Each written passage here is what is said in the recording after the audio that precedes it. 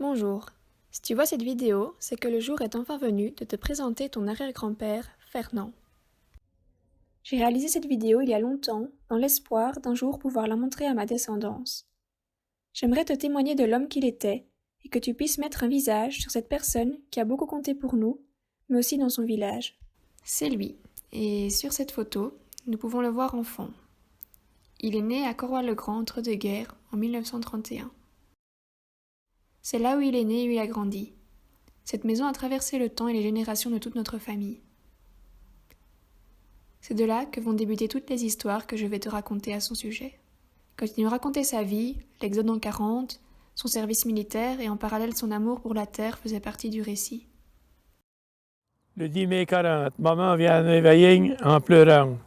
C'est la guerre et papa a reçu tôt le matin un ordre de mobilisation. Il doit se rendre à Nieuport.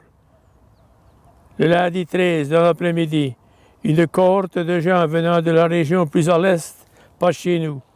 La panique s'installe et après hésitation avec les voisins, nous voilà partis pour l'exil. Nous recevons après, comme beaucoup d'autres voisins, un cheval, bergère, chez les Vandenskrik, et la nuit tombante, nous nous joignons à la file qui passe. Nous sommes 9 sur le chariot, et de là, nous partons vers Denain. Nuit inoubliable. Nous nous foulons dans la paille, dans un hangar, toute la nuit, une pluie d'obus tombe près de nous.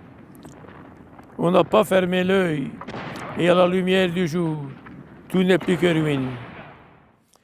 Après Denain, on s'est dirigé vers le nord, Carvin. Je me souviens sur la grande place avoir assisté à une fusillade entre 4 motocyclistes, 2 Français et 2 Allemands. Les éclaireurs allemands furent tués et les Français prirent la fuite. Et après, nous arrivons à Béthune.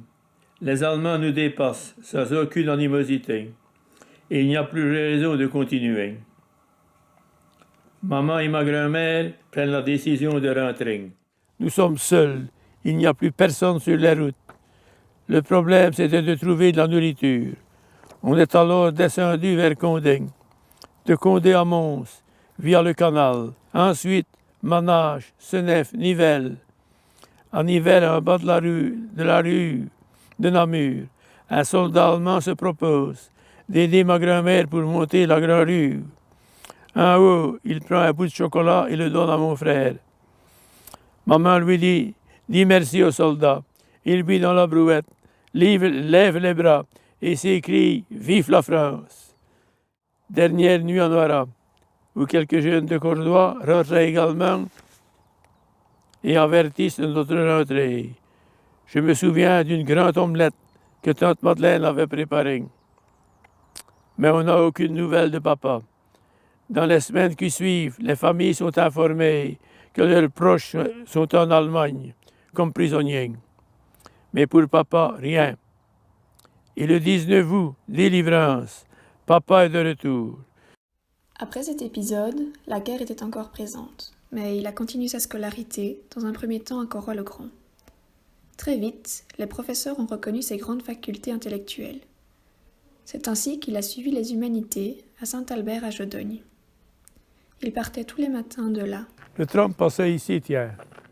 Et il allait là dans la prairie. En 1946, j'ai quitté l'école pour rentrer, disons, à la ferme, pour aider à la ferme. Mais et j'ai suivi alors durant 2 ans des cours à l'école d'agriculture de Wavre. En 1951, à 20 ans, il a fait son service militaire, comme tout citoyen belge à l'époque. Normalement, il pouvait revenir tous les week-ends, mais son humour lui a parfois joué des tours, et avec toute sa bande de copains, ils ont énormément ri, mais au détriment de leur sortie du week-end. Un film ne suffirait pas à tout te raconter, mais nous avons déjà passé des soirées entières à écouter ses mésaventures.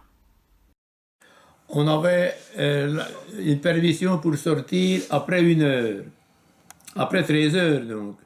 Mais le train au quartier Léopold était à 13h05, donc en sortant à l'heure, il n'était pas possible de prendre le train pour rentrer. Alors on s'avance, on était disons une dizaine, si pas 15, et on remarque près du corps de garde la veste d'un sergent. Je me précipite et je mets la veste du sergent. et je passe au pas devant le corps de garde, gauche, droite. Hein? Et alors, nous sommes passés, hein? Et alors, un de mes collègues a repris la veste et l'a repassé, et il a été la remettre où on l'avait trouvé. Après cela, à 24 ans, il a commencé à courtiser avec ton arrière-grand-mère, lors des soirées du village. Elle s'appelait Fernande. Et oui, Fernand et Fernande, ils n'auraient pas pu mieux se trouver. C'est de là que nous venons tous. Au fil des années, ils sont tous les deux devenus amoureux des champs. Ils ont vécu au milieu des vaches, des poules, des prairies. Ils ont connu l'évolution des tracteurs, les crises, l'urbanisation. Ils aimaient raconter nos origines. Je ne sais pas où tu feras tes études, mais les terres qui bordent Louvain-la-Neuve sont d'ailleurs les terres de tes ancêtres. Il était témoin de sa construction et nous a raconté moult fois son histoire. Au moment de réaliser cette vidéo, il y a 50 ans que Louvain-la-Neuve existe. Mais pour lui, c'était hier.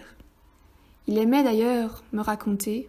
Lorsque tu te dégageais dans les campagnes et que tu étais, disons, à une certaine altitude, on voyait le Léon de Waterloo. Après la construction du cyclotron, on ne l'a plus vu.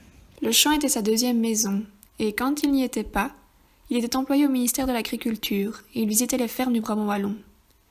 Il y contrôlait la qualité des terres, de culture, du lait de vache et organisait parfois des concours de bétail.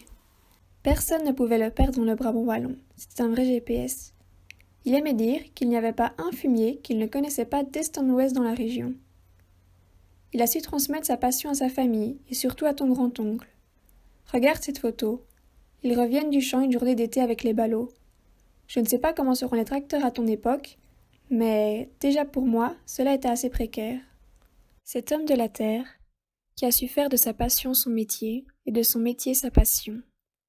Il a toujours aimé nous raconter toutes ces histoires, à la guerre, à son service militaire, mais surtout sa vie. La vie d'agriculteur qu'il a poursuivie durant toutes ces années.